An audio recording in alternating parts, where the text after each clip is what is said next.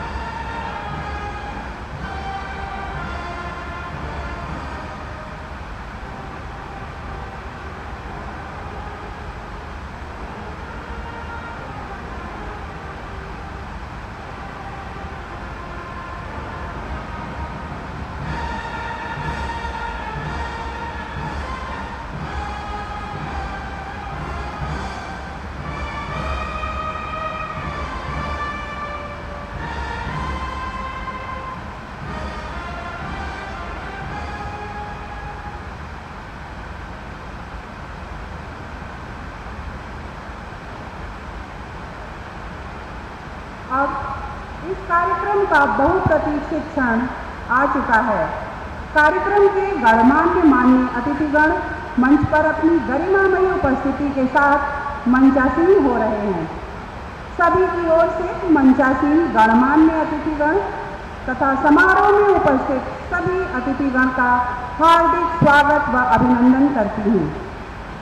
तमसो मां ज्योतिर्गमय, अंधकार से प्रकाश की ओर उन्मुख होने की परंपरा के निर्वहन में अब कार्यक्रम के शुभारंभ के लिए हम माननीय राष्ट्रपति महोदय, उत्तर प्रदेश राज्य की माननीय राज्यपाल महोदया, भारत के माननीय मुख्य न्यायमूर्ति तथा मंचासीन माननीय न्यायमूर्तिगण व अन्य सम्मानित अतिथिगण से दीप प्रज्वलन हेतु सादर अनुग्रह करते हैं।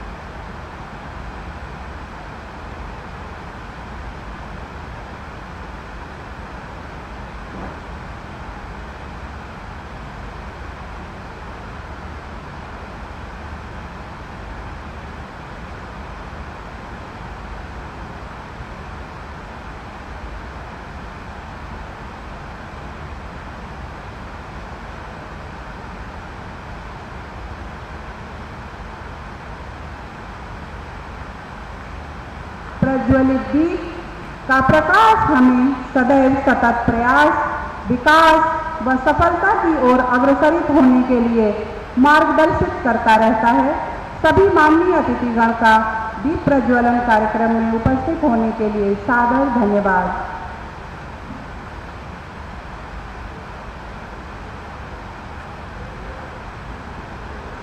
Under the aegis of this lamp of enlightenment and commencing the ceremony further, may I now humbly request Honorable Justice Munishwar Nath Bhandari, Acting Chief Justice of the Allahabad High Court, to deliver his welcome address.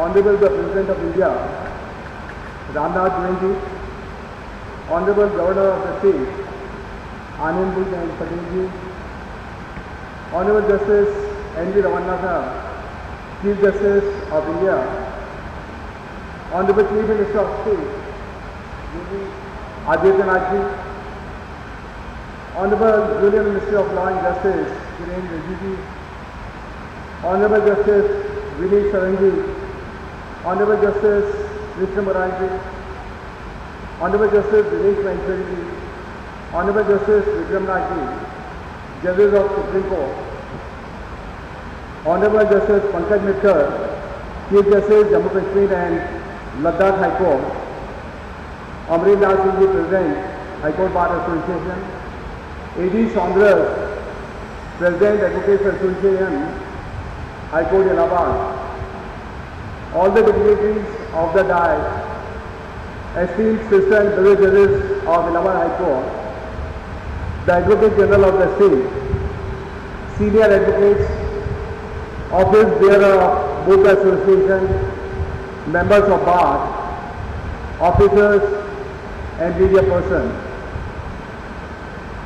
The city of Allahabad is known for Sangam of three rivers, educational institutions and seat of biggest high court, the Allahabad High Court. In the holy city of Sangam, the Prayagraj, I welcome all the guests. On the occasion of foundation laying ceremony of multi-level parking and Lawyers Chamber, National Law University, and unveiling of portrait of legal luminary late A.B. Shahan Sahab, I extend my hearty welcome to Honorable the President of India, who remain member of this fraternity and take each interest in the judicial system. It is not only for expeditious disposal of the cases, but justice to needy and poor persons. I feel honored to welcome Honorable Governor of State, who always voice for welfare and rights of the child and woman. I have privilege of welcoming Honorable Chief Justice of India, whose able guidance has provided strength to the judiciary. He is tirelessly working for the system which is taking new heights. I welcome Honorable Chief Minister of the state, who always take interest in amicable settlement of the dispute to the benefit of litigants. The project of multi-level parking and chambers was sanctioned to the benefit of the lawyers. The project of National Law University would set milestone for the benefit of this area. My warm welcome goes to Minister of Law and Justice, who is on his first visit to Prayagraj after becoming Law Minister. I extend my cordial welcome to Justice Vineet Saran Sahab, Dinesh Maheshwari, Justice Krishna Murari, Justice Vikram Raji, all judges of Supreme Court, and Justice Pankaj Mittal, Chief Justice Jammu Kashmir and Ladakh High Court. I welcome all the dignitaries of the dais and others gathering on this occasion. The Allahabad High Court, over more than a century and a half, has acquitted itself with utmost credit to uphold the laws and Constitution of India. The imposing building of the High Court with dome was constructed in the year 1916 to house 6 honorable judges and handful lawyers. The strength of judges was increased so as the courtroom, but matching facility could not be created for the lawyers and for parking. The extreme infra was not only insufficient to cater the need of lawyers and the litigants who make this court a temple of justice. The immediate need was felt for construction of lawyers' chamber and to provide sufficient parking. It is tribute to the vision of all the stakeholders, the bar and bench of this court, that the project was conceived and coming through with unconditional support of the state government. The multi-level parking and lawyers' chamber has been designed to construct around 2,300 chambers for the lawyers and 3,800 for parking of the vehicles. Advocates' library would be in the area of around 20,000 square feet, one of the biggest libraries. The total cost of the project would be nearly 604 crores, and it would be the biggest project of its kind. Due to the time constraint, I am not giving other features of the project. This would be seen by all of us on the visual presentation. There would be a visual presentation of the project also. I hope and trust that project will be completed within scheduled time. The other project for which we are going to lay the foundation is of the National Law University, Prayagraj. To excel the legal studies, the foundation of the National Law University is going to be laid. The Allahabad remains prominent seat of education.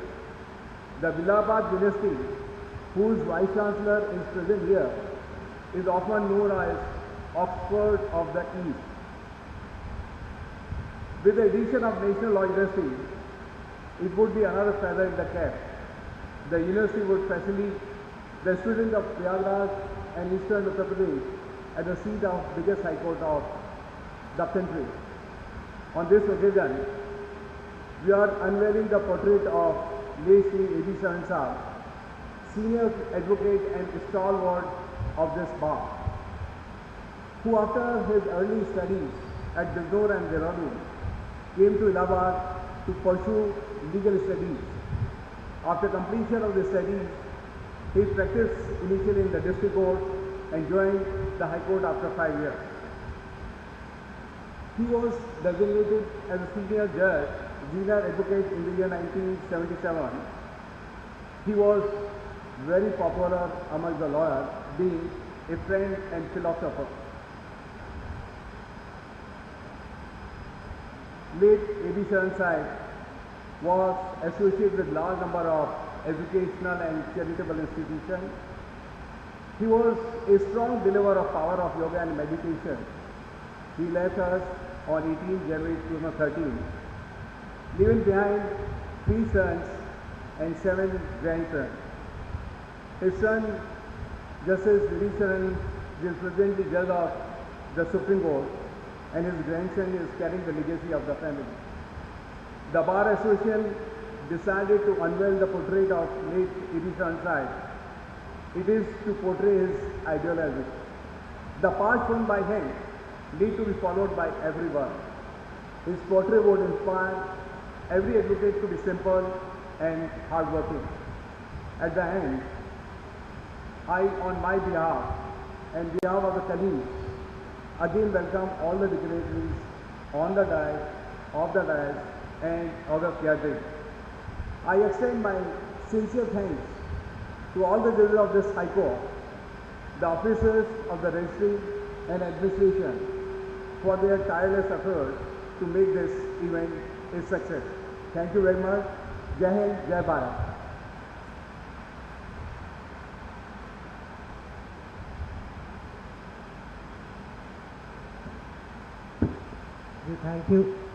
We thank you, my Lord Justice, for your welcome speech.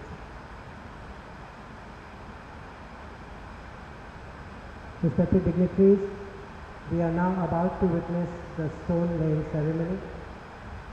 May I now respectfully request Honorable the President of India to proceed for unveiling of the foundation plaques by pressing the button. All right.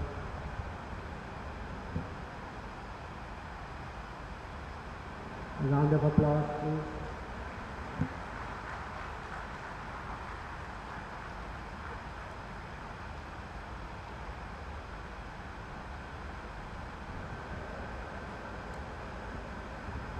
The Honorable President of India, in all his benevolence, has laid the foundation of a multi-level party and advocates chamber at the High Court of Allahabad and Uttar Pradesh National Law University, Prayagraj. Our heartfelt and sincere gratitude to the Honorable President for his kind gesture. कार्यक्रम के क्रम में वरिष्ठ अधिवक्ता स्वर्गीय श्री आनंद भूषण सरन जी के तैलचित्र अनावरण के लिए हम भारत के माननीय मुख्य न्यायमूर्ति जी से विनम्र आग्रह करते हैं।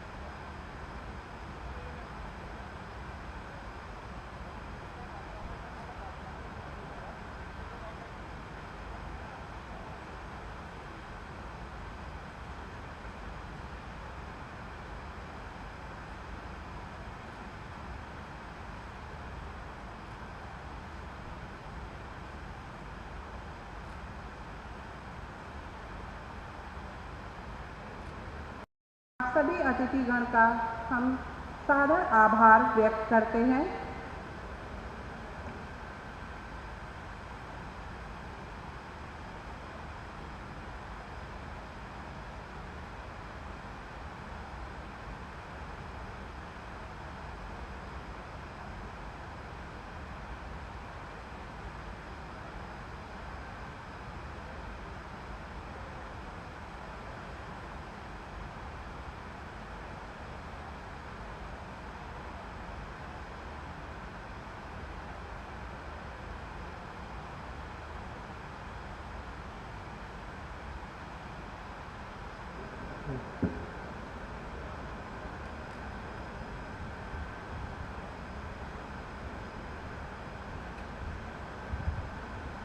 The project management team, in consultation with the Honorable High Court of Allahabad, has compiled a short presentation of the project for which the foundation plaques have just been unveiled by Honorable the President of India. The presentation shall run very shortly. It's a short presentation.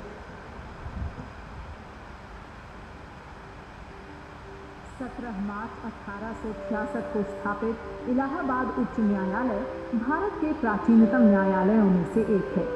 जनसंख्या के मामले में भारत गणराज्य के सबसे बड़े राज्य को न्याय प्रदान करने का दायित्व होने के कारण 160 न्यायाधीशों की स्वीकृत संख्या बल और 20,000 अधिवक्ता गणों की संख्या के साथ ये वर्तमान में एशिया का सबसे बड़ा न्यायालय है। मात्र 204 अधिवक्ता कक्ष और लगभग नगण्य पार्किंग स्थान लंबे समय से न्यायालय के बुनियादी ढांचे की एक बड़ी कमी रही है। इस समस्या को दूर करने एवं अधिवक्ता गणों और वादकारियों सहित आम लोगों को आवश्यक सुविधाएं प्रदान करने के लिए मल्टी लेवल पार्किंग एवं अधिवक्ता कक्षों का निर्माण किया जाना प्रस्तावित किया गया है। 20 लाख वर्ग फुट से अधिक निर्माण क्षेत्र वाली इस परियोजना के लिए आवश्यक 5.5 एकड़ भूमि का प्रबंध उच्च न्यायालय परिसर में ही अवस्थित 12 बंगलों को न्यायमूर्तिगण द्वारा अधिवक्ता गणों एवं वादकारियों के हित में प्रदान करने से हुआ है। प्रस्तावित नई इमारत अपनी बाह्य संरचना से उच्च न्यायालय की भव्य आभा का आभास देगी, जबकि इसका विन्यास मूल उच्च न्यायालय की उत्कृष्ट पैलेडियन डिजाइन के समरूप होगा। प्रस्तावित परिसर के लिए एक 4 लेन वाले प्रवेश और निकास द्वार की व्यवस्था की गई है तथा एक द्विमंजिला गलियारा प्रस्तावित है जो मुख्य भवन को परिसर के अन्य भवनों से जोड़ेगा। परियोजना के मुख्य भवन के बेसमेंट और ऊपर के 6 तलों तक लगभग 2300 कारों और 1500 दुपहिया वाहनों के पार्किंग की व्यवस्था होगी और उसके ऊपर के 6 तलों पर अधिवक्ता गणों के लिए लगभग 2300 वातानुकूलित चैम्बर के साथ ही लगभग 900 व्यक्तियों के लिए कैंटीन की व्यवस्था होगी। इसके अलावा शीर्ष तल पर अधिवक्ता गण के लिए 20,000 वर्ग फुट क्षेत्र में एक विशाल पुस्तकालय भी होगा। परिसर में ऊपर और नीचे की ओर जाने वाले 4 रैंप प्रदान किए गए हैं जो व्यस्ततम समय में वाहनों का सुचारू आवागमन सुनिश्चित करेंगे। परिसर के अंदर सुविधाजनक आवागमन के लिए कुल 15 सीढ़ियों, 24 लिफ्ट और 26 स्वचालित सीढ़ियों की भी व्यवस्था की गई है। इस परियोजना में प्रस्तावित भवन में प्राकृतिक हवा और प्रकाश की उपलब्धता सुनिश्चित करने के लिए 12 खुले आंगनों की व्यवस्था की गई है। अधिवक्ताओं और वादी गणों के लिए समर्पित लिफ्ट, पार्किंग प्रबंधन व्यवस्थाएं, व्यापक अग्नि प्रतिरक्षण और सुरक्षा व्यवस्था सहित नवीनतम तकनीकी स्टेट ऑफ आर्ट से युक्त आधारभूत ढांचा भवन परिसर को संपूर्णता प्रदान करता है। परियोजना को लगभग 27 महीने की परिकल्पित अवधि में पूरा करने के लिए निर्माण एजेंसी का चयन अंतर्राष्ट्रीय प्रतिस्पर्धा आधार पर किया गया है। परिसर का निर्माण अधिवक्ता गणों, वादकारियों और आम जनता की आवश्यकताओं को पूरा करने के साथ ही न्याय प्रदान करने के कार्य को भी बल प्रदान करेगा।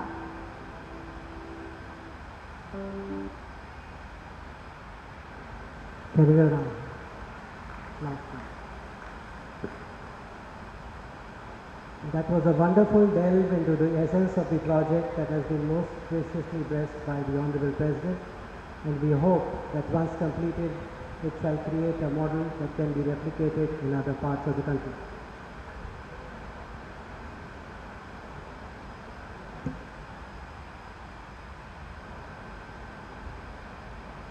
शिलान्यास कार्यक्रम के औपचारिकताओं को पूर्ण करते हुए अग्रिम क्रम में हम केंद्रीय विधि एवं न्याय मंत्री श्री किरण रिजिजू जी को वक्तव्य हेतु सादर आमंत्रित करते हैं।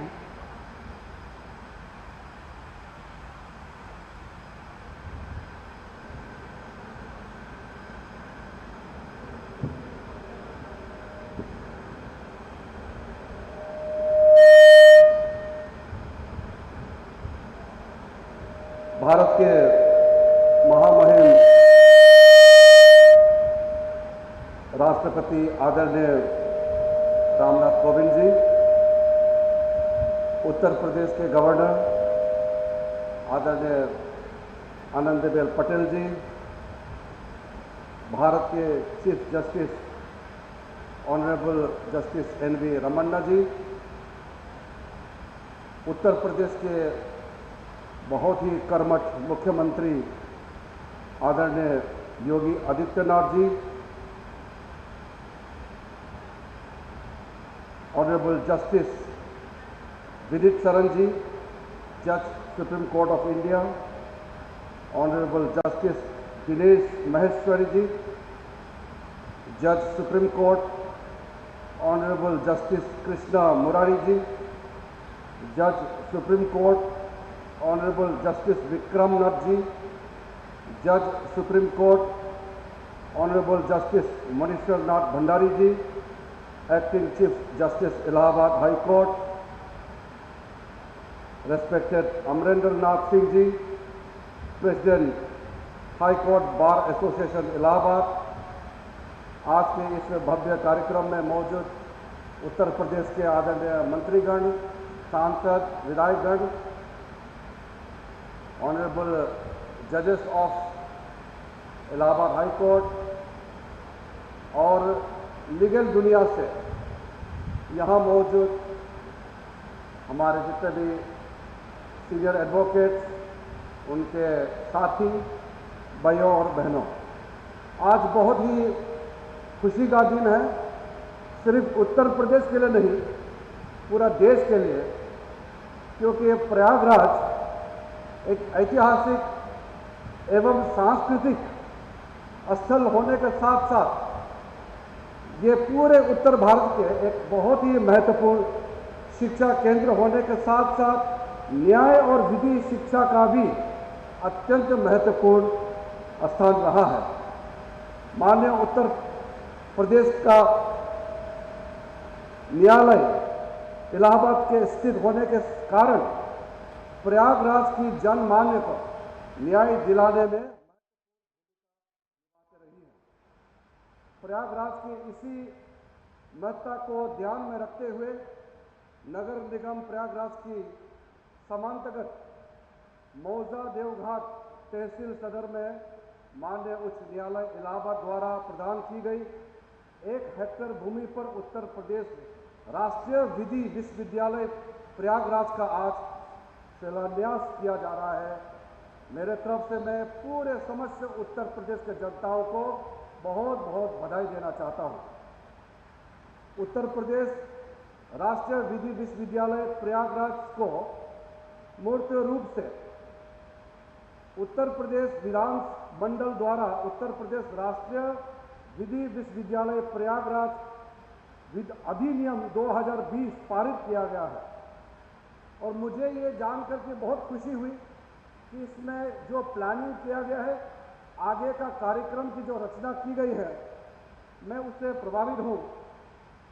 जो हमको बताया गया है,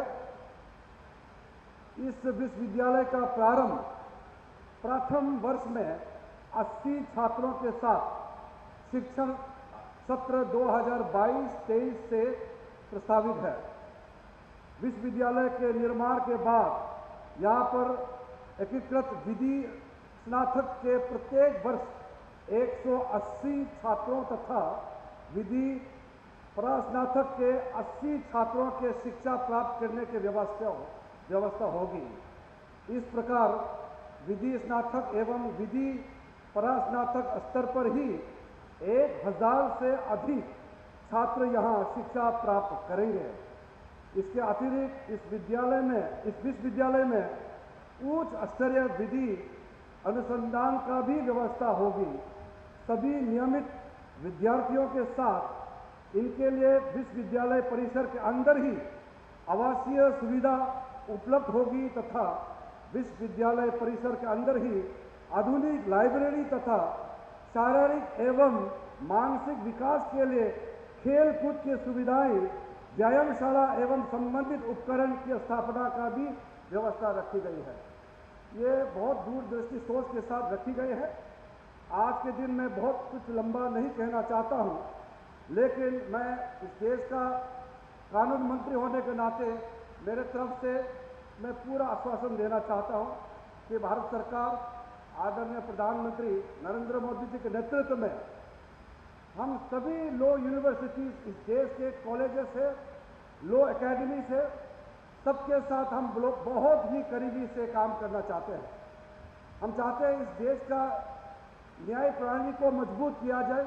इंडिपेंडेंस ऑफ जुडिशरी को तो हम मानते ही हैं, लेकिन हम जुडिशरी को और मजबूती देने के लिए हर कदम उठाए जाएंगे।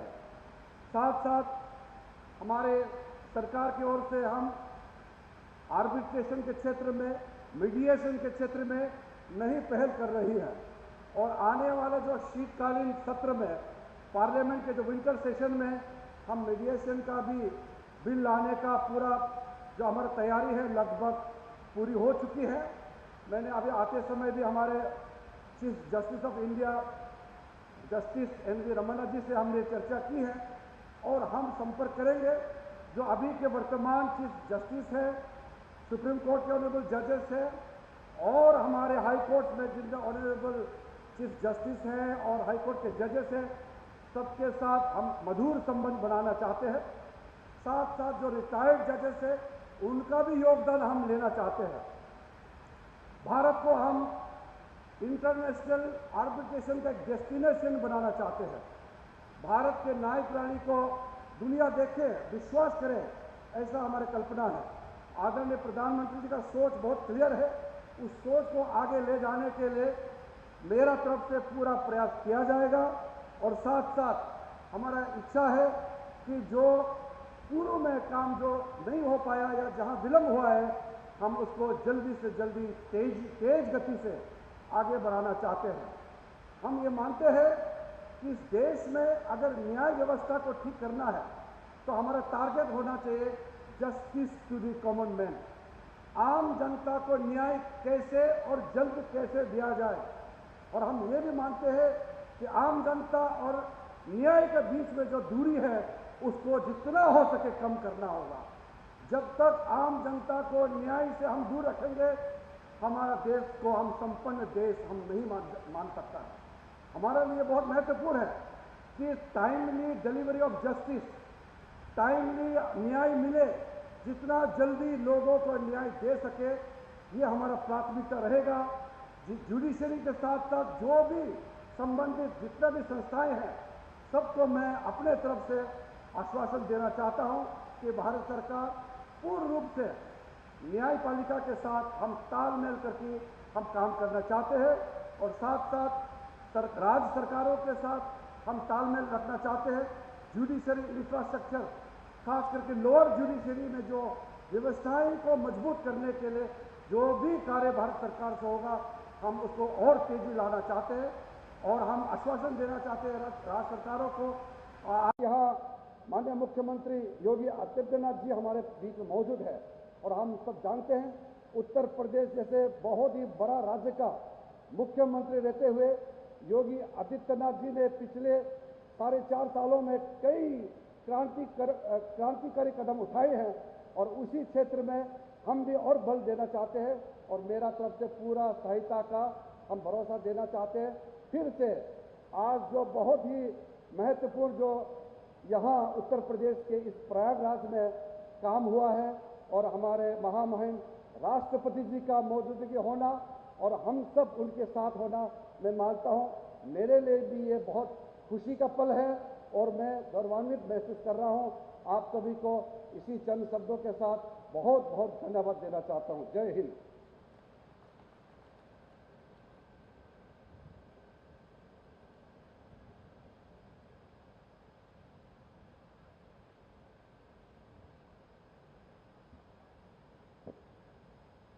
माननीय मंत्री जी का धन्यवाद।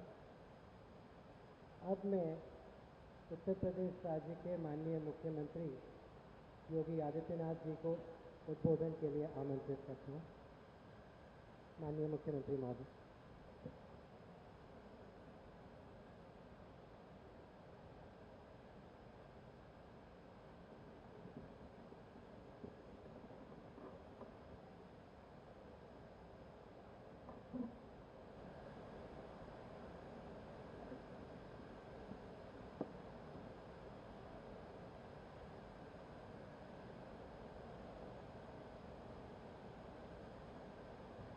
आदरणीय राष्ट्रपति जी,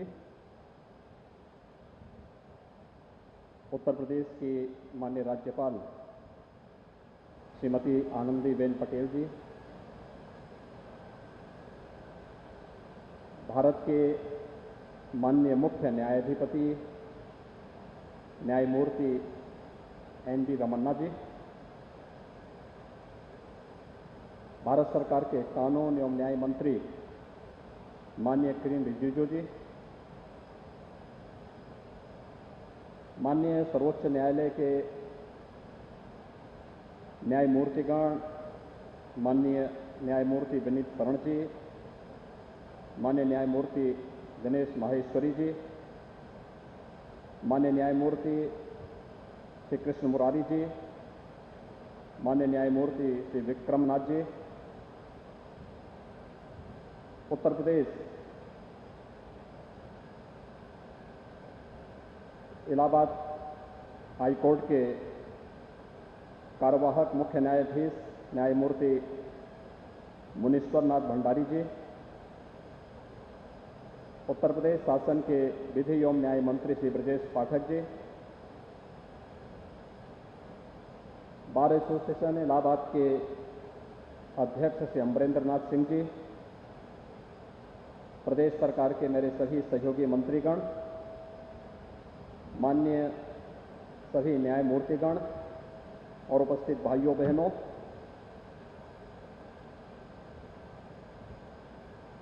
प्रयागराज की इस पावन धरती पर मैं देश के माननीय राष्ट्रपति जी का हृदय से स्वागत और अभिनंदन करता हूं। प्रयागराज की धरती गंगा, यमुना और सरस्वती की त्रिवेणी की भूमि है।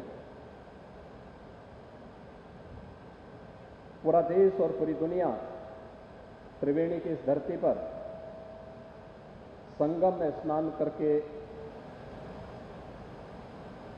अपने जीवन में सफलता की कामना को लेकर के आती है, लेकिन एक आम जनमानस त्रिवेणी की इस धरती पर धर्म, न्याय और शिक्षा के इस प्रमुख केंद्र से प्रत्यक्ष अनुभूति पाकर के भी अपने आप को धन्य महसूस करता है। मैं त्रिवेणी की इस पावन धरती पर आज भारत के माननीय राष्ट्रपति जी के आगमन पर प्रदेश शासन की ओर से उनका हृदय से स्वागत करता हूं, अभिनंदन करता हूं। आज के इस समारोह में प्रदेश की माननीय राज्यपाल और प्रदेश के अभिभावक स्वरूपा श्रीमती आनंदीबेन पटेल जी का, भारत के मुख्य न्यायाधिपति माननीय न्यायमूर्ति एन.वी. रमन्ना जी का, केंद्रीय विधि एवं न्याय मंत्री माननीय श्री किरेन रिजिजू जी का, सर्वोच्च न्यायालय के माननीय न्यायमूर्तिगण श्री विनीत शरण जी, श्री दिनेश माहेश्वरी जी, श्री कृष्ण मुरारी जी, श्री विक्रमनाथ जी का उत्तर प्रदेश शासन की ओर से, उत्तर प्रदेश वासियों की ओर से हृदय से स्वागत और अभिनंदन करता हूं। आज का दिन न केवल उत्तर प्रदेश के इस प्रयागराज की धरती के लिए बल्कि उत्तर प्रदेश वासियों के लिए अत्यंत महत्वपूर्ण दिन है। वर्षों से लंबित उन परियोजनाओं का शुभारंभ माननीय राष्ट्रपति जी के कर कमलों से होने अभी प्रारंभ हुआ है, जिसकी दशकों से तमन्ना प्रयागराज वासियों को और उत्तर प्रदेश वासियों को था। खासतौर पर इलाहाबाद उच्च न्यायालय प्रयागराज में मल्टी लेवल पार्किंग और राष्ट्रीय विधि विश्वविद्यालय, इन दोनों की वर्षों से मांग चली आ रही थी और मुझे बताते हुए प्रसन्नता है कि आदरणीय प्रधानमंत्री जी की प्रेरणा से, उनके मार्गदर्शन में उत्तर प्रदेश सरकार प्रत्येक नागरिक के जीवन में खुशहाली लाने के लिए जिस प्रतिबद्धता के साथ कार्य कर रही है, उसमें न्यायिक क्षेत्र में भी प्रत्येक जन की, आम जन की आकांक्षाओं की पूर्ति करने और उसे समय पर सहजतापूर्ण न्याय उपलब्ध हो सके, इस दृष्टि से चाहे वह प्रदेश के अंदर न्यायिक क्षेत्र में इंफ्रास्ट्रक्चर डेवलपमेंट के लिए किए जाने वाले कार्य हों, मुझे बताते हुए प्रसन्नता है कि प्रदेश में न्यायालय कक्ष 599 न्यायिक कक्ष वर्तमान में, जिनमें से 311 पूरी तरह तैयार हो चुके हैं, 288 निर्माणाधीन हैं। माननीय न्यायमूर्तियों के आवासीय व्यवस्था के लिए भी प्रदेश सरकार की ओर से 611 ऐसे आवास स्वीकृत किए गए थे, जिनमें 247 बनकर के तैयार हैं और 364 वर्तमान में निर्माणाधीन है। आज का युग डिजिटल युग है। कोरोना महामारी के दौरान हम लोगों ने तकनीक के इस महत्व को समझा है। आम जन को दी जाने वाली सुविधा हो या फिर सहजता और सरलता के साथ उन्हें न्याय उपलब्ध कराने के लिए हम तकनीक का उपयोग किस रूप में कर सकते हैं, ये हम सब ने डिजिटल हियरिंग के माध्यम से, ऑनलाइन दी जाने वाली उन सुविधाओं के माध्यम से महसूस किया है। और प्रदेश सरकार ने अधीनस्थ न्यायालयों में डिजिटाइजेशन के लिए लगभग 70 करोड़ रुपए स्वीकृत किए हैं। माननीय उच्च न्यायालय के कंप्यूटर क्रय के लिए 30 करोड़ रुपए, अधीनस्थ न्यायालय में कंप्यूटर क्रय और अनुरक्षण के लिए 20 करोड़ रुपए और न्यायिक अधिकारियों के नवीन लैपटॉप के लिए 18 करोड़ रुपए की राशि इस संबंध में राज्य सरकार ने पहले से ही स्वीकृत की है। और आज मुझे बताते हुए प्रसन्नता है कि यहां पर जब भी हम लोग प्रयागराज की बात करते थे, तो प्रयागराज का हमारा उच्च न्यायालय एशिया का सबसे बड़ा उच्च न्यायालय है। 24 करोड़ उत्तर प्रदेश की जनता न्याय प्राप्त करने की एक उत्सुकता के साथ यहां पर आता है, लेकिन उसे सबसे ज्यादा यहां सामना करना पड़ता था जाम का। प्रयागराज कुंभ के समय प्रयागराज के इंफ्रास्ट्रक्चर के लिए केंद्र और राज्य सरकार ने बेहतरीन पहल की थी और मुझे प्रसन्नता है कि उस समय माननीय न्यायालय के द्वारा हमें भरपूर सहयोग प्राप्त हुआ था। अन्यथा किसी भी बड़े इंफ्रास्ट्रक्चर के कार्य को आगे बढ़ाने के लिए जिन लोगों की विकास में रुचि नहीं होती, वे कहीं न कहीं व्यवधान बनने का कार्य करते हैं। हमारे पास 1 वर्ष का समय था कि हम प्रयागराज कुंभ के लिए इस प्रकार का इंफ्रास्ट्रक्चर यहां विकसित करें और उस समय जो बेहतर समन्वय था, उस बेहतर समन्वय के माध्यम से प्रयागराज को प्रयागराज के रूप में विकसित करने, 24 करोड़ जनमानस को, श्रद्धालु जनों को प्रयागराज कुंभ के अवसर पर इस आयोजन में सहभागी बनाने में हमें सफलता प्राप्त हुई थी। लेकिन साथ साथ उच्च न्यायालय इलाहाबाद की जाम की समस्या का समाधान नहीं हो पा रहा था। आज मुझे प्रसन्नता है कि जो मल्टी लेवल पार्किंग यहां पर बन रहा है, ये केवल मल्टी लेवल पार्किंग नहीं है, बल्कि इसमें 4000 वाहनों को पार्किंग की सुविधा के साथ साथ 2500 अधिवक्ताओं के लिए चैम्बर बना करके 10,000 अधिवक्ताओं के लिए भी अत्याधुनिक चैम्बर और उनके लिए अत्याधुनिक लाइब्रेरी की सुविधा उपलब्ध कराने का भी एक माध्यम यह मल्टी लेवल पार्किंग और अधिवक्ताओं के लिए बनाए जाने वाले चैम्बर, जो बार एसोसिएशन की वर्षों से मांग थी, उस मांग को आज यहां पर पूरा करते हुए और राष्ट्रपति जी के करकमलों से माननीय मुख्य न्यायाधिपति की उपस्थिति में और उच्चतम न्यायालय के सभी माननीय न्यायमूर्तियों के गर्मामयी उपस्थिति में इस आयोजन को यहां पर आयोजित करने में मुझे गौरव की अनुभूति हो रही है। इसके साथ ही प्रयागराज के लिए एक नई, क्योंकि प्रयागराज को हम त्रिवेणी की धरती मानते हैं, प्रयागराज में आप देखते होंगे कि प्रयागराज धर्म की धरती तो है ही, न्याय के लिए 24 करोड़ जनता प्रयागराज पर निर्भर करती ही है, लेकिन साथ साथ शिक्षा का भी उत्तर भारत का एक महत्वपूर्ण केंद्र है। और वर्षों से मांग हो रही थी कि एक राष्ट्रीय विधि विश्वविद्यालय की स्थापना प्रयागराज में हो। और मेरा वहां पे हमेशा इस बात के लिए, जब 2017 में हम लोग आए थे तो मेरे सामने एक ही चैलेंज था। मैंने कहा विधि विश्वविद्यालय बने तो ऐसा बने जो राजनीतिक हस्तक्षेप से दूर न्यायिक अधिकारियों के द्वारा ही इसको संचालित अगर कर दिया जाए तो हमें प्रयागराज की धरती पर इस प्रकार का विश्वविद्यालय बनाने में प्रसन्नता की अनुभूति होगी। और मुझे प्रसन्नता है कि इस विश्वविद्यालय के विजिटर के रूप में भारत के मुख्य न्यायाधिपति स्वयं इसके विजिटर होंगे। इस प्रकार का एक्ट राज्य सरकार ने बना करके आज प्रस्तुत किया है और यह विश्वविद्यालय का शुभारंभ अगले सत्र में हम लोग यहां पर प्रारंभ करेंगे। आज जब यहां पर माननीय राष्ट्रपति जी हैं, माननीय राज्यपाल महोदया हैं, माननीय मुख्य न्यायाधिपति हैं और हम लोगों की हार्दिक इच्छा भी है कि भारत के संविधान सभा के अध्यक्ष और देश के प्रथम राष्ट्रपति डॉक्टर राजेंद्र प्रसाद जी का प्रयागराज से बहुत संबंध था। प्रयागराज के हर कुंभ में यहां पर अगर आज भी किले के अंदर आप जाकर के देखेंगे तो डॉक्टर राजेंद्र प्रसाद जी की स्मृतियां जुड़ी हुई हैं। ये विधि विश्वविद्यालय डॉक्टर राजेंद्र प्रसाद जी की स्मृतियों को समर्पित होना चाहिए।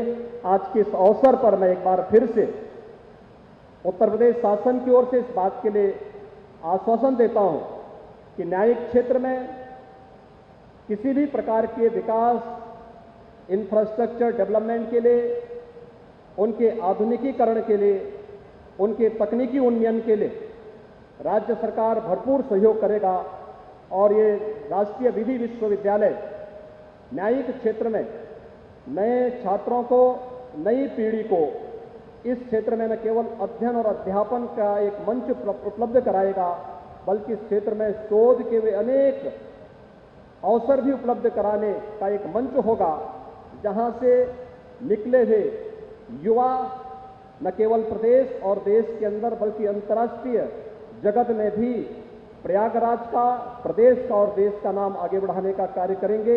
एक बार फिर से मैं माननीय राष्ट्रपति जी का, माननीय राज्यपाल महोदय का, माननीय मुख्य न्यायाधिपति का, सर्वोच्च न्यायालय के सभी माननीय न्यायमूर्तियों का हृदय से स्वागत और अभिनंदन करते हुए आप सभी प्रयागराज वासियों को, प्रयागराज उच्च न्यायालय से जुड़े हुए सभी न्यायमूर्तियों को हृदय से बधाई देता हूं, अपनी शुभकामनाएं देता हूं।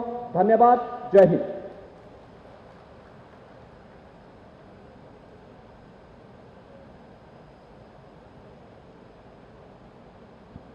माननीय मुख्यमंत्री जी का सादर धन्यवाद उनके उद्बोधन के लिए। May I now request the Honorable Chief Justice of India, Sri N.V. Ramana, to bless this gathering with his wise and kind words.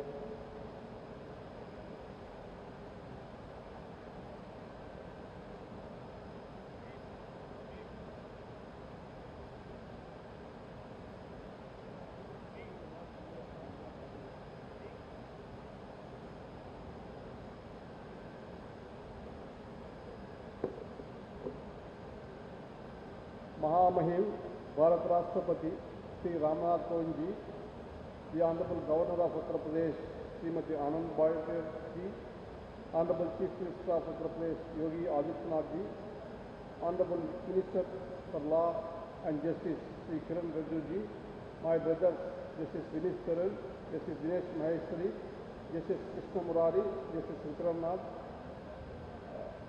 Justice Munishwar Nath Bhandari, Acting Chief Justice of Allahabad High Court, my dear brother and sister judges of Allahabad and Lucknow Court, Honorable Minister for Law, Government of Uttar Pradesh, Sri Vijay Pathak, Mr. Amarendra Nath Singh, President and other office bearers of the members of the High Court Bar Association of Allahabad, judicial officers of Uttar Pradesh, staff of High Court of Allahabad, other distinguished guests, ladies and gentlemen, Namaskar.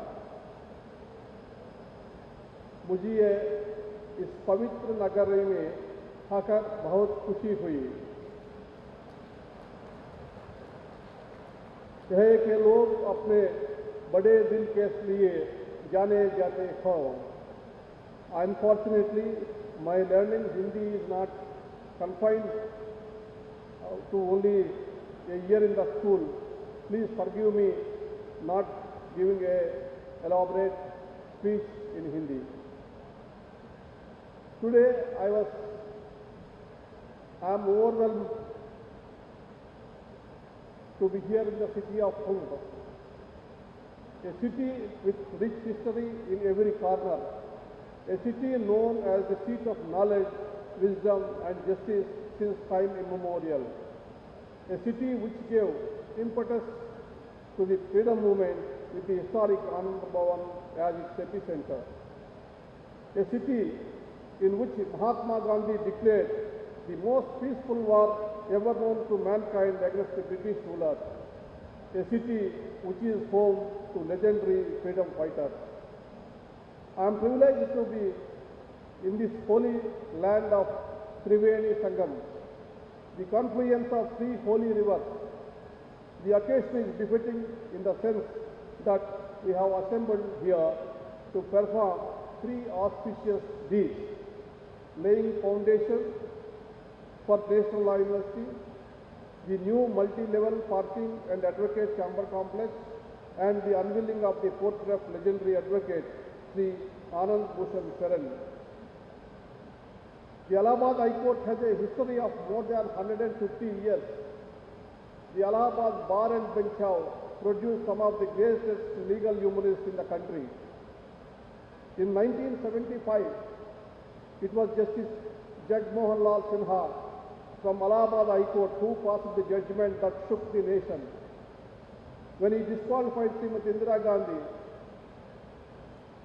it was a judgment of great courage, which could be said to have directly resulted in the declaration of emergency and the consequences which I don't want to elaborate. Dr. Sachidananda Sinha, the first President of the Constituent Assembly, Pandit Motilal Nehru, Sri Tej Bahadur Sapru, Purushottam Tandon were all members of the great Allahabad Bar. In the famous Chori Choran case, the appeal was argued by Pandit Madan Mohan Malaviya before this High Court. This bar has left an indelible mark in Indian freedom struggle and the drafting of our Constitution. I expect you to carry forward the extraordinary legacy, tradition and culture of this historic bar. I urge all of you to take a lead in protecting the rights and liberties and freedoms of the citizen. For me, to be a part of this event at the Allahabad High Court is a special moment. At the outset, I would like to give my heartiest congratulations to Justice Munishwar Nath Bhandari and Acting Chief Justice of Allahabad High Court and other judges of the High Court and the state government for this momentous achievement. I would also like to congratulate the staff of High Court and the members of the bar and the public. This event touches upon topics that I hold extremely important. The importance of strengthening judicial infrastructure cannot be overstated. Sufficient judicial infrastructure can help improve access to justice by catering to the ever-rising number of cases and litigants and their changing needs. Courts in India still operate and work from dilapidated structures without proper facilities. Such a situation is severely detrimental to the experience of litigants and lawyers. It is an unpleasant work environment for court and staff and the judges, making it difficult to effectively perform their function. We neglected and failed to focus on providing good infrastructure for the courts in India after the British left. That is the reason why I am campaigning the National Judicial Infrastructure Corporation, which will develop concepts of the National Court Development Project and its implementation. The National Judicial Infrastructure Corporation shall be along the lines of the different infrastructure development statutory bodies that work towards certain national assets across the country. One of the design principles that NJIC will follow is socially responsible and inclusive architecture. Today, the construction of the new multi-level parking and advocate chamber complex in Allahabad High Court is an important step in creating a barrier-free, citizen-friendly atmosphere. I have been told that advocates in Allahabad were in great difficulty as they still do not have proper chambers. I am glad to find that the needs of women and differentially abled have been consciously considered. This is a welcome move for advocates and litigants. I hope that the new complex will re-energize the Allahabad Bar. I do not want to point any finger or lay any blame regarding the tendency in the Allahabad High Court relating to the criminal matters, which is very worrying. I request Allahabad Bar and Bench to work together and cooperate to resolve this issue. The laying of foundation stone for the proposed National Law University in Allahabad is a significant step. As the Honorable President laid the foundation stone for the National Law University, I was reminded of the words of Mahatma Gandhi. I quote, "What is really needed to make democracy functioning is not knowledge of facts, but right education." Unquote. I hope the addition of this university will serve the nation and its people well. The growth of our legal system goes hand in hand with the growth in legal education. It is necessary for the country to have quality legal education which produces professionals who fulfill the legal needs of the ever-increasing population. Today, I have also had the honor of unveiling the portrait of one of the most celebrated lawyers from the Allahabad Bar, someone who is a role model to young lawyers and law students. See, late Anand Bhushan Saran, who was one of the best and most respected senior advocates from Allahabad. He was well known for his wit and intellect and for his ability to come up with practical solutions on the spot. He never lost his composure in any situation. However, what his juniors and associates recollect about him was his extraordinary work ethic, his punctuality, and the amount of hard work he put into all his matters. Till his last days, he never wavered from his routine and was still working without ever making excuse of ill health. This earned him universally respect and admiration. Working closely with his son, Brother Justice Vinit Saran, I can state that my brother has imbibed some of his best qualities by watching his eminent father. Lastly, I would like to take a few minutes to place on record my gratitude for the support of the Honorable President of India, who always gives priority to the legal community. As a former lawyer himself, he understands the troubles and the difficulties faced by those in the legal community and has always taken an active role in attempting to resolve any issues faced by us. It was his idea to translate the judgments of the Supreme Court to vernacular languages to increase access to justice, which has now been implemented.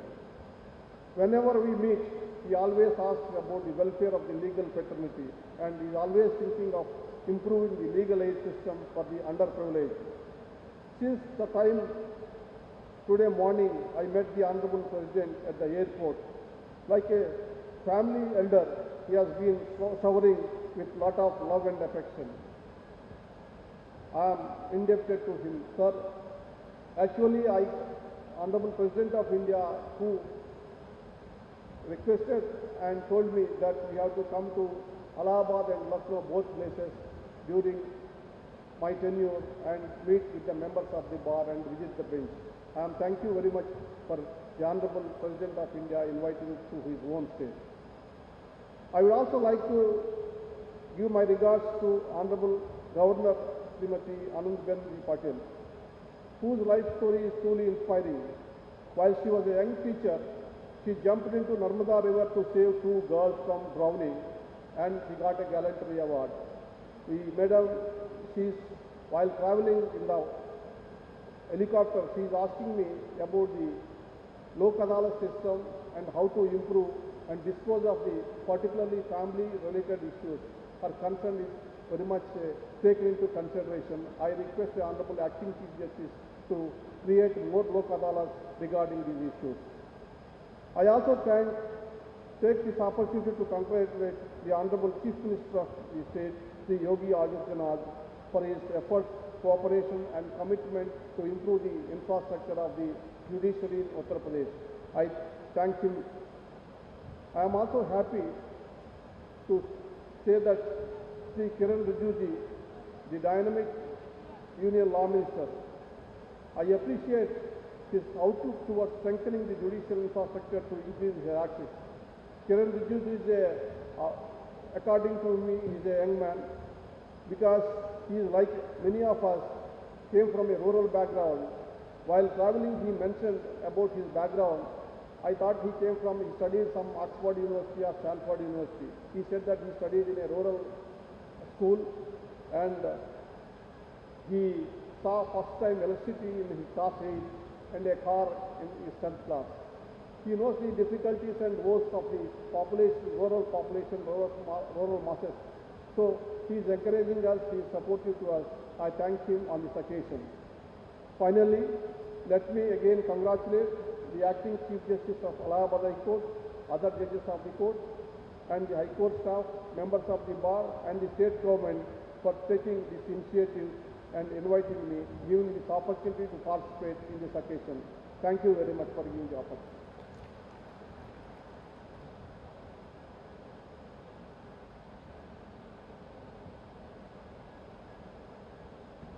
माननीय मुख्य न्यायमूर्ति, आपके उद्बोधन व मार्गदर्शन के लिए हम सभी हृदय से आभार व्यक्त करते हैं। इस क्रम में हम उत्तर प्रदेश राज्य की माननीय राज्यपाल श्रीमती आनंदीबेन पटेल महोदया से सभा को उद्बोधित करने हेतु विनम्र निवेदन करते हैं।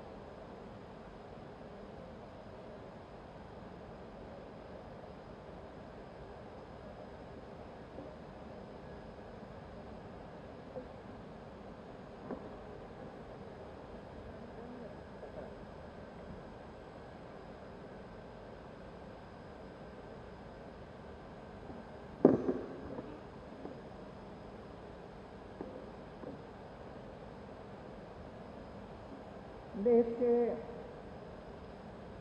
माननीय राष्ट्रपति जी रामनाथ कोविंद जी, माननीय मुख्य न्यायाधीश जस्टिस एन.वी. रमन्ना जी, उत्तर प्रदेश के माननीय मुख्यमंत्री योगी आदित्यनाथ जी, माननीय केंद्रीय कानून एवं न्याय मंत्री श्री किरण रिजिजू जी, सुप्रीम कोर्ट के माननीय न्यायाधीश श्री विनीत शरण जी, सुप्रीम कोर्ट के माननीय न्यायाधीश श्री दिनेश माहेश्वरी जी, सुप्रीम कोर्ट के माननीय न्यायाधीश श्री कृष्ण मुरारी जी, सुप्रीम कोर्ट के माननीय न्यायाधीश श्री विक्रमनाथ जी, हाई कोर्ट इलाहाबाद के माननीय मुख्य न्यायाधीश justice N V. Bhandari ji, Allahabad high court bar association के अध्यक्ष अमरनाथ सिंह जी, उपस्थित सभी न्यायाधीशगण, अधिवक्तागण, देवियों और सज्जनों,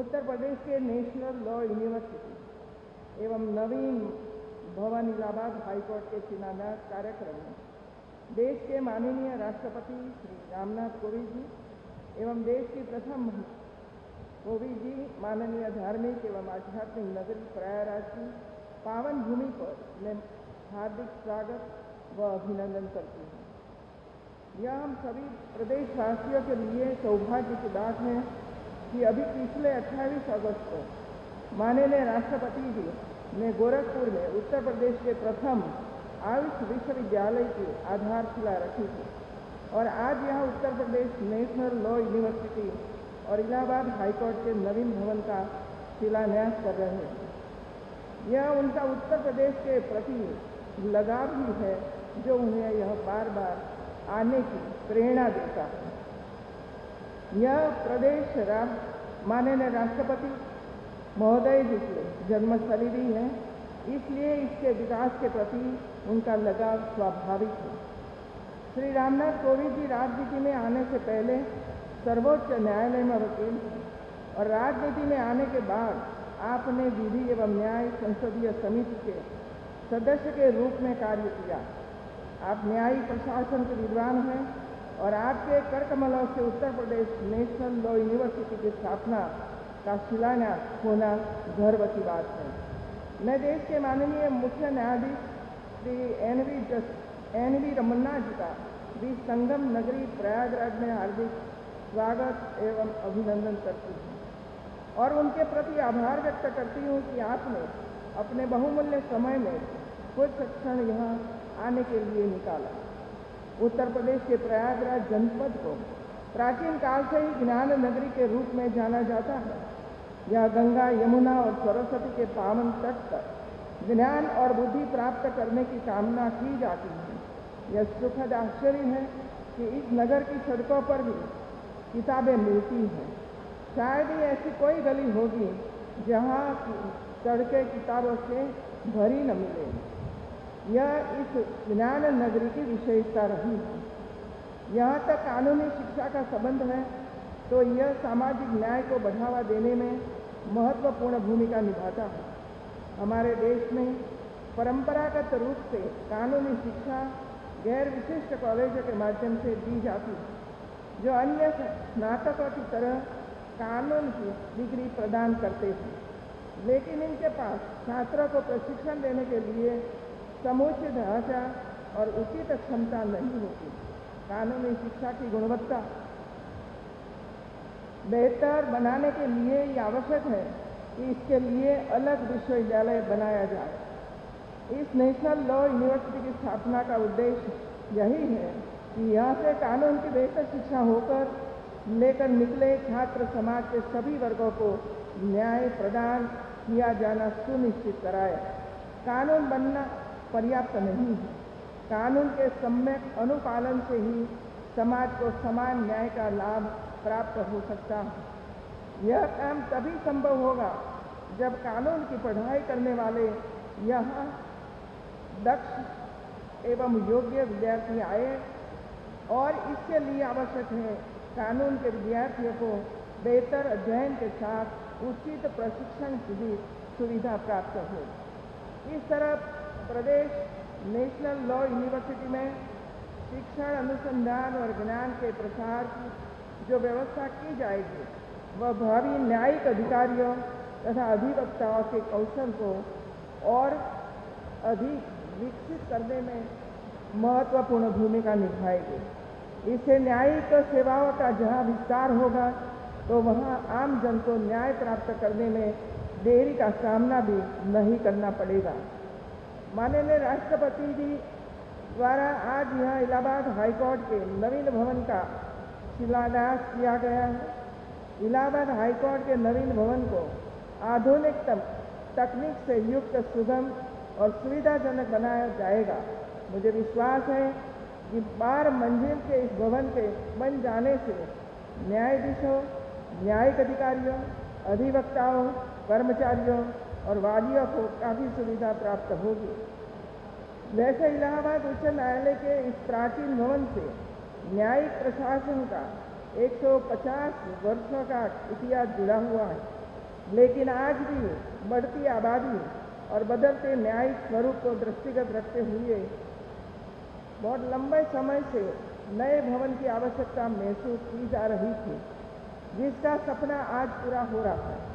मैं चाहूँगी कि निर्माण हेतु कार्यदायी संस्था समय से और पूरी गुणवत्ता के साथ इस कार्य को पूर्ण करे, ताकि जल्द से जल्द इस भवन निर्माण की प्रक्रिया पूर्ण हो और सभी को इसका लाभ मिलने लगे।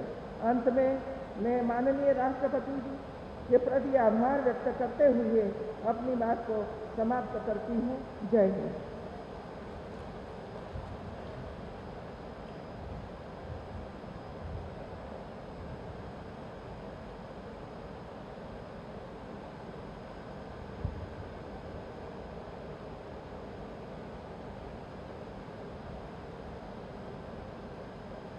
माननीय राज्यपाल महोदया को समारोह सभा को अपने वचनों से अनुग्रहित करने के लिए हम सादर धन्यवाद ज्ञापित करते हैं।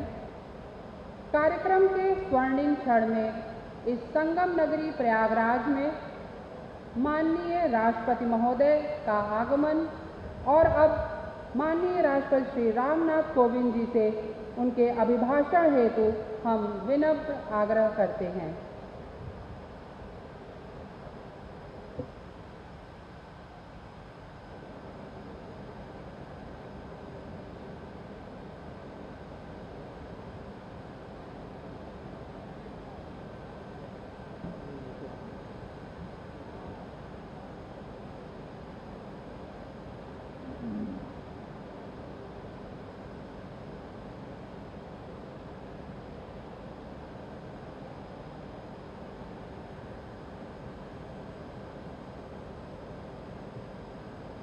इलाहाबाद हाई कोर्ट के ऐतिहासिक परिसर में आयोजित इस समारोह में प्रमुख रूप से उपस्थित राज्यपाल श्रीमती आनंदीबेन पटेल जी, भारत के मुख्य न्यायाधीश श्री NV रमणा जी, मुख्यमंत्री श्री योगी आदित्यनाथ जी, केंद्रीय विधि मंत्री श्री किरण रिजिजू जी, उच्चतम न्यायालय के न्यायाधीशगण justice Vineet Saran ji, justice Dinesh Maheshwari ji, justice Krishna Murari ji, justice Vikramnath ji, Allahabad उच्च न्यायालय के मुख्य न्यायाधीश एवं अन्य न्यायाधीशगण, Allahabad high court bar association के अध्यक्ष श्री अमरेंद्र नाथ सिंह जी, उपस्थित अधिवक्तागण तथा अधिकारीगण, गणमान्य अतिथियों, देवी और सज्जनों, उत्तर प्रदेश राष्ट्रीय विधि विश्वविद्यालय प्रयागराज एवं इस परिसर में विभिन्न सुविधाओं से युक्त एडवोकेट्स का चैम्बर, पार्किंग स्थल आदि का जो निर्माण कार्य होने वाला है, उसका शिलान्यास करके मुझे अत्यंत प्रसन्नता का अनुभव हो रहा है।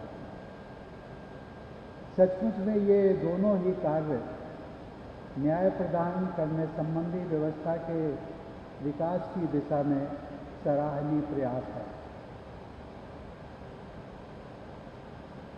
हम सब लोग जानते हैं कि विधि, शिक्षण और न्याय प्रणाली में व्यापक सुधारों के लिए भारत की न्यायपालिका तथा केंद्र और राज्य सरकारों द्वारा मिलकर निरंतर प्रयास किए जा रहे हैं।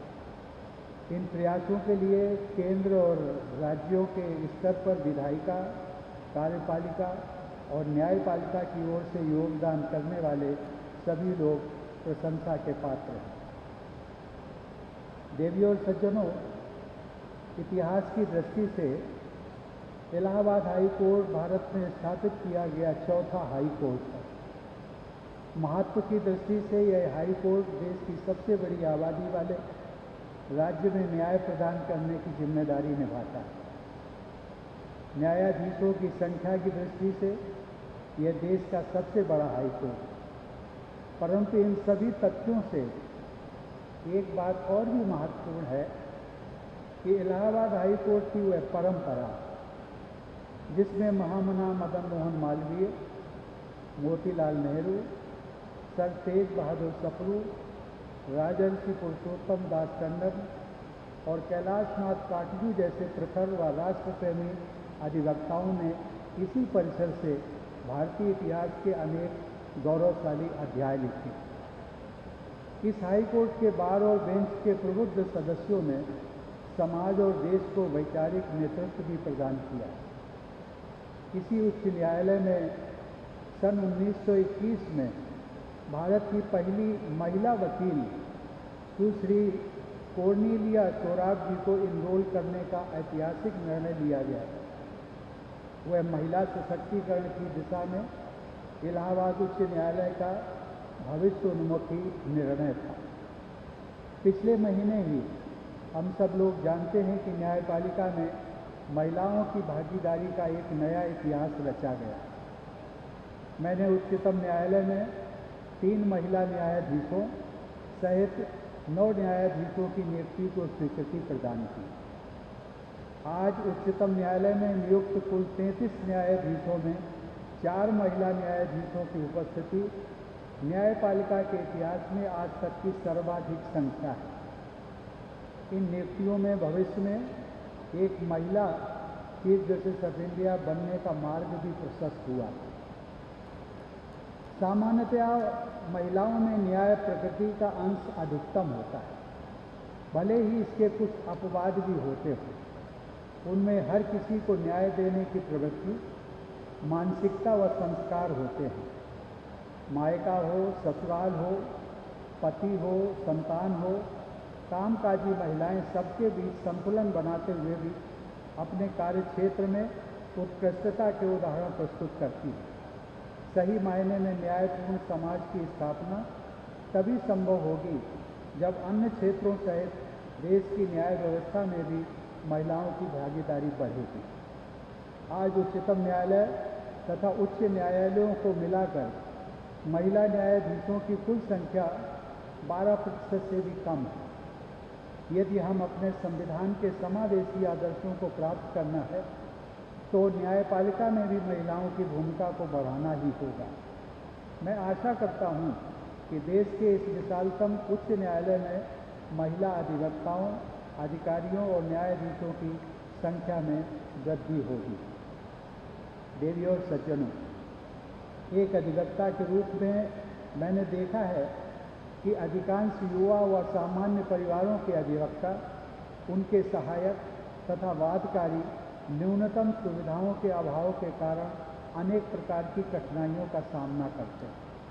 इस संदर्भ में इलाहाबाद हाई कोर्ट द्वारा आज जिन सुविधाओं के लिए निर्माण कार्यों का शुभारंभ किया गया है, वे यहाँ के अधिवक्ताओं तथा उनके सहायकों के साथ साथ सभी वादकारियों के लिए अत्यंत सहायक सिद्ध होंगी। यह मेरा सौभाग्य रहा है कि मुझे प्रत्यक्ष या अप्रत्यक्ष रूप से राज्य के तीनों अंगों विधायिका, कार्यपालिका और न्यायपालिका से जुड़कर कार्य करने का अवसर प्राप्त हुआ। न्याय पाने के लिए गरीब लोगों के संघर्ष को मैंने नज़दीक से देखा है। न्यायपालिका से सभी को उम्मीदें तो होती हैं, फिर भी सामान्यतया लोग न्यायालय की सहायता लेने से हिचकिचाते। न्यायपालिका के प्रति लोगों के विश्वास को और अधिक बढ़ाने के लिए इस स्थिति को बदलना जरूरी है।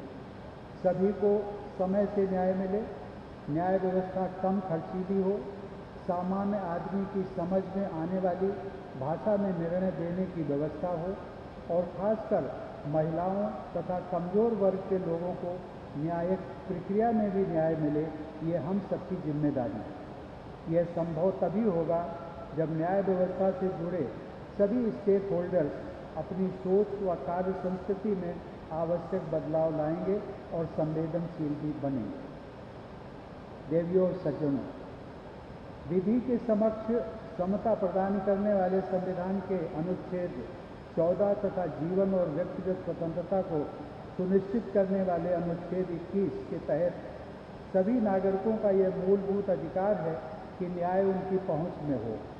एक्सेस टू जस्टिस का यह मूल अधिकार सुनिश्चित कराना सरकार के सभी अंगों, विशेषकर न्यायपालिका की सफलता की कसौटी है। जन साधारण में न्यायपालिका के प्रति विश्वास और उत्साह को बढ़ाने के लिए लंबित मामलों के निस्तारण में तेजी लाने से लेकर सबऑर्डिनेट जुडिशरी की दक्षता बढ़ाने तक कई पहलुओं पर अनवरत प्रयासरत रहना समय की मांग है। सबऑर्डिनेट जुडिशरी के लिए पर्याप्त सुविधाओं की व्यवस्था कराने, जजों की नियुक्ति द्वारा वर्किंग जजों की संख्या में समुचित वृद्धि करने तथा बजट के प्रावधानों के अनुरूप पर्याप्त संसाधन उपलब्ध कराने से हमारी न्याय प्रक्रिया को और मजबूत आधार मिलेगा। मुझे विश्वास है कि देश का सबसे बड़ा उच्च न्यायालय राज्य सरकार के सहयोग से ऐसे सभी क्षेत्रों में अनुकरणीय उदाहरण प्रस्तुत करेगा। देवियों और सज्जनों, प्रयागराज की एक प्रमुख पहचान शिक्षा के केंद्र के रूप में रही है। इलाहाबाद हाई कोर्ट की महत्वपूर्ण भूमिका तथा शिक्षा के केंद्र के रूप में प्रयागराज की प्रतिष्ठा को देखते हुए इस विधि विश्वविद्यालय के लिए प्रयागराज ही सर्वोत्तम स्थान चुना गया है। विधि विश्वविद्यालय हेतु जमीन उपलब्ध कराने के लिए मैं इलाहाबाद हाई कोर्ट के मुख्य न्यायाधीश तथा उनकी पूरी टीम की सराहना करता हूँ। राज्यपाल महोदय के मार्गदर्शन तथा मुख्यमंत्री जी के सक्रिय निर्देशन में हो रही प्रगति के लिए मैं उन्हें और उनकी टीम को हार्दिक साधुवाद और बधाई देता हूँ। कानून का शासन यानी रूल ऑफ लॉ पर आधारित व्यवस्था को सुदृढ़ बनाने के लिए गुणवत्तापूर्ण लीगल एजुकेशन का महत्वपूर्ण योगदान होता है। नॉलेज इकॉनमी के इस युग में हमारे देश में नॉलेज सुपर पावर बनने की महत्वाकांक्षा नीति को कार्य रूप दिया जा रहा है। इसी संदर्भ में उत्तर प्रदेश राष्ट्रीय विधि विश्वविद्यालय प्रयागराज के निर्माण तथा विकास को आगे बढ़ाना चाहिए।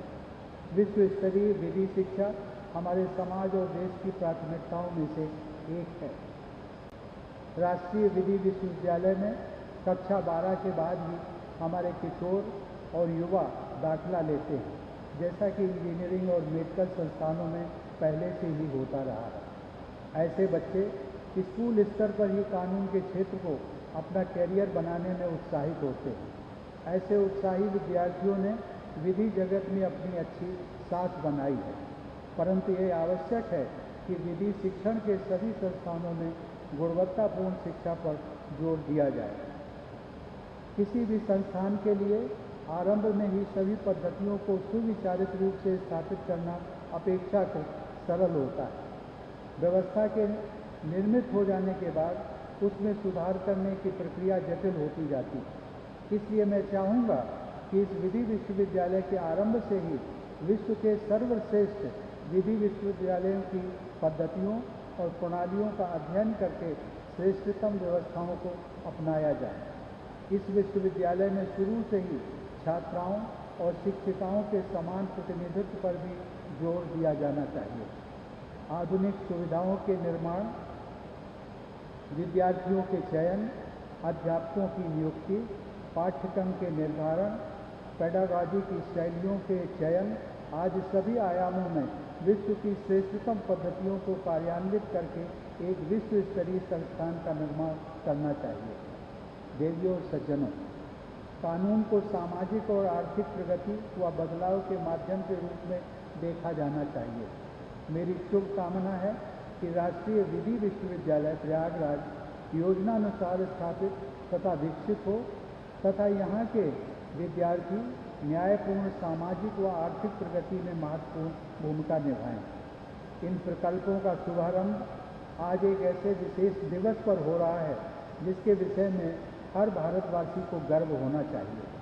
आज ही के दिन 128 वर्ष पहले शिकागो में स्वामी विवेकानंद ने विश्व धर्म महासभा में अपने ऐतिहासिक संबोधन द्वारा भारत के गौरव का उद्घोष किया था। उस समय ब्रिटिश साम्राज्यवाद अपने चरम उत्कर्ष पर था, लेकिन स्वामी जी के संबोधन से पूरा विश्व समुदाय भारत की आध्यात्मिक शक्ति के प्रति सम्मान से भर उठा। स्वामी जी ने हर प्रकार की धर्मांधता और उत्पीड़न के समापन की आशा व्यक्त करते हुए भारत की न्याय, समानता व करुणा पर आधारित संस्कृति तथा सहिष्णुता का संदेश पूरी मानवता तक पहुंचाया था। यदि विश्व समुदाय ने वर्ष 1893 में स्वामी विवेकानंद के 9/11 के सहिष्णुता के संदेश को पूर्ण रूप से स्वीकार कर लिया होता तो शायद अमेरिका में वर्ष 2000 के 9/11 का मानवता विरोधी भीषण अपराध न हुआ होता। आत्मविश्वास, आत्मगौरव और देश अभिमान का जो आदर्श स्वामी विवेकानंद ने 11 सितंबर 1893 को विश्व समुदाय के सम्मुख रखा था, उसी पर चलते हुए मुझे विश्वास है कि हमारी युवा पीढ़ी भारत को 21वीं सदी के विश्व में शीर्षस्थ स्थान दिलाएगी। इस उद्देश्य की प्राप्ति में भारतीय न्यायपालिका को भी अपनी महती भूमिका रेखांकित करनी होगी। मैं एक बार पुनः इलाहाबाद हाई कोर्ट के बार व बेंच के सभी सदस्यों को अपनी बधाई व शुभकामनाएं देता हूं। धन्यवाद। जय हिंद।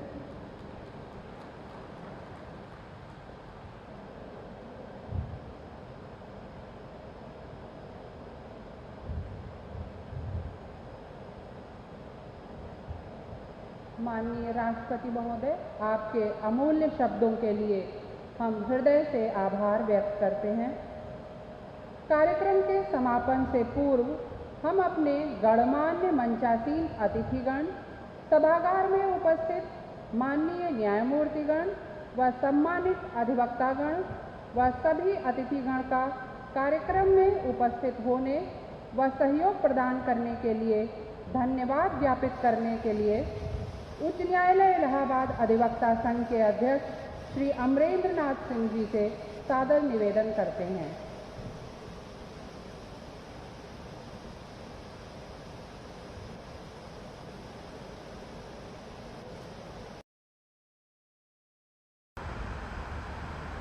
विश्व के